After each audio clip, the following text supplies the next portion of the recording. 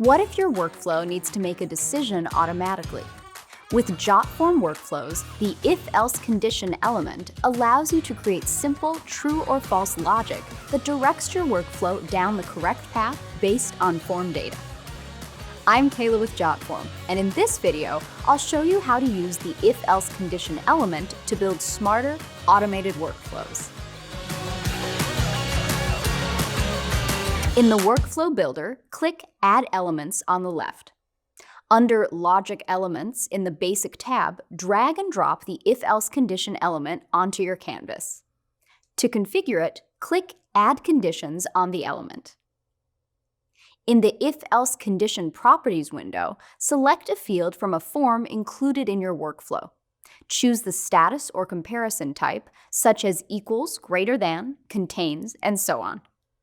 Enter or select the value to compare against, and click Save. Remember, the result will always be either true or false. To make your logic more dynamic, click the plus icon to add additional conditions. At the bottom of the window, choose Any, which means true if at least one condition is met, and All, which means true only if all conditions are met. You can remove extra conditions using the minus icon, but note that at least one condition must remain. You must click on the Save button every time to apply your changes.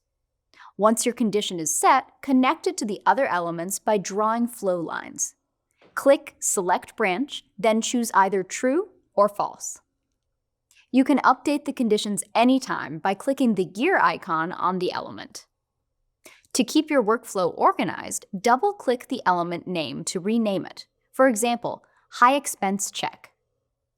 If you need to remove it entirely, click the trash icon and confirm. And that's how you use the if-else condition element in Jotform Workflows. With simple true or false logic, you can build smarter, more efficient workflows that handle real-world scenarios automatically.